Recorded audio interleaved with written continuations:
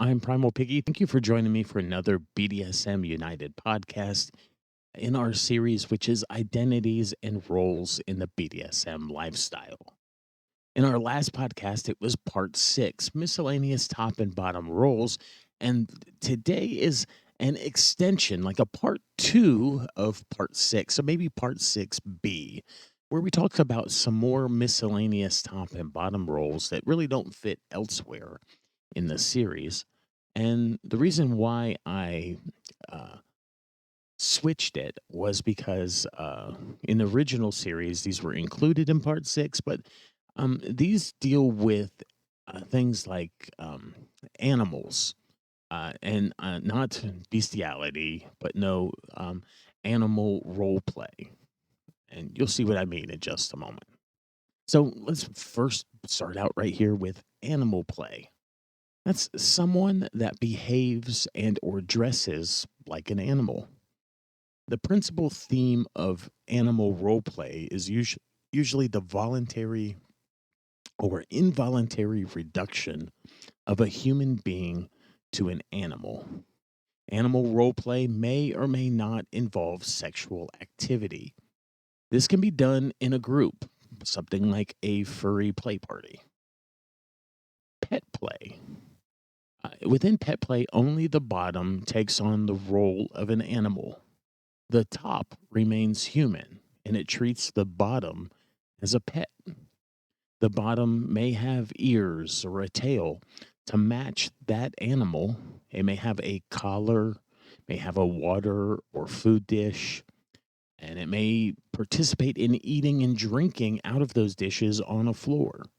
It may sleep in a crate or on a pet bed. It may use the bathroom similar to the pet, like outside on a puppy pad, sometimes in a diaper or a litter box. A pack. A pack is a group that identifies as primal. Alpha. Alpha is the prime top in a BDSM scene or pairing. And a mate, those who have formed a bond through primal play. That's MATE. Handler. Handler's a top during an animal play scene. They typically give instructions or orders to the pet slash bottom. Most commonly, handlers are involved in pet play that is pups and ponies. A pet. This is a bottom role in animal play. And like other role playing activities, the extent of animal play depends on the preferences of the participants. Entry level animal play often involves imitating the sounds of animals, crawling about on all fours, being hand fed or petted, or wearing a collar. In more extreme cases, a human pet may wear masks or prosthetics or undergo bondage based body modifications to more closely resemble the animal. A pony boy or a pony girl. These fall under the umbrella of pet play and is a bottom dressed in a harness, often very decorative, usually with a bit gag and a butt plug with a tail. Often they'll pull their top in a cart, and there's meetings and competitions that are held for fans or participants of pony play.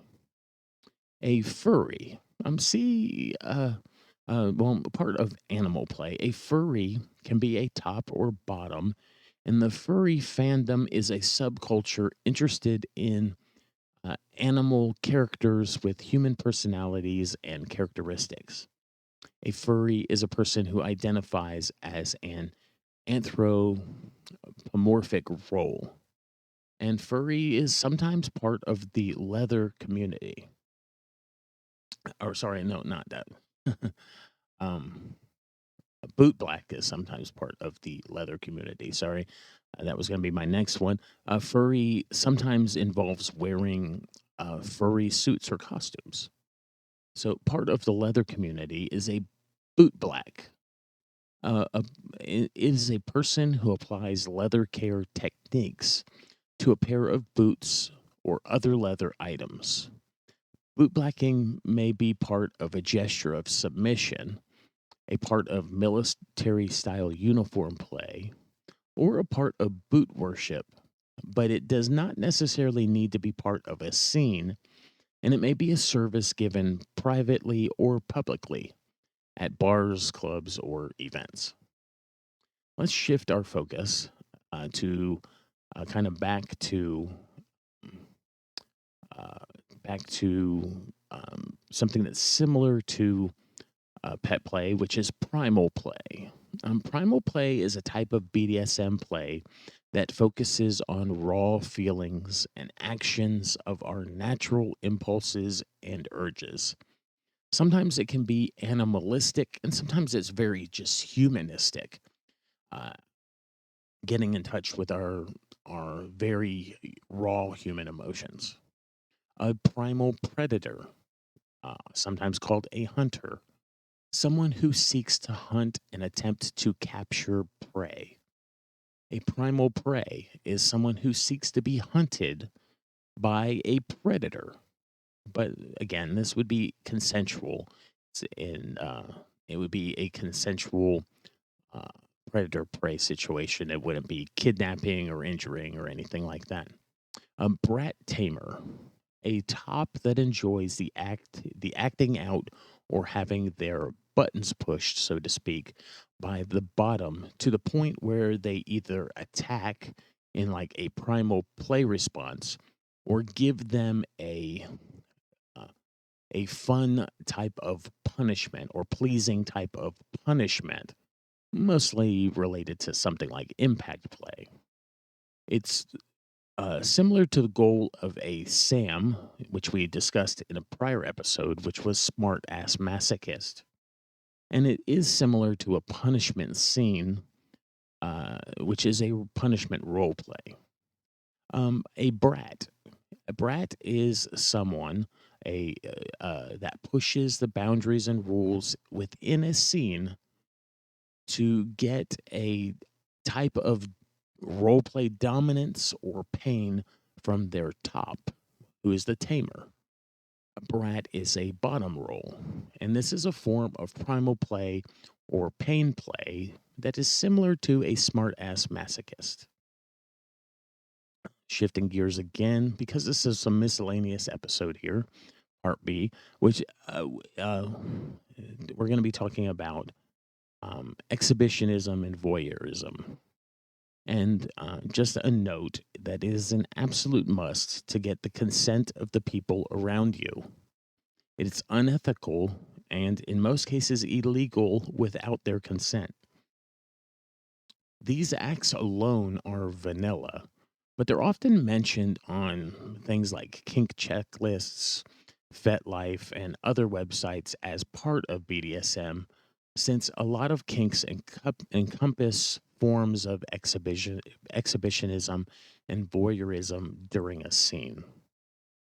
Exhibitionist is a fairly broad term as it includes everything from sexual acts performed in public to exposing oneself or another in public.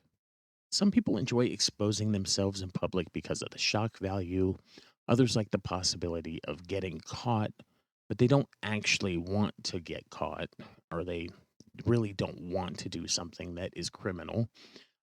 Just make sure that if you do this, it's done ethically and with the consent of those around you. In other words, before you flash your genitalia at someone, you need to have the consent of others, of others knowing or consenting to the fact that they're going to see genitalia.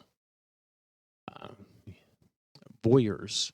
Voyeur finds pleasure watching people engaging in private acts, including, but not always, sex.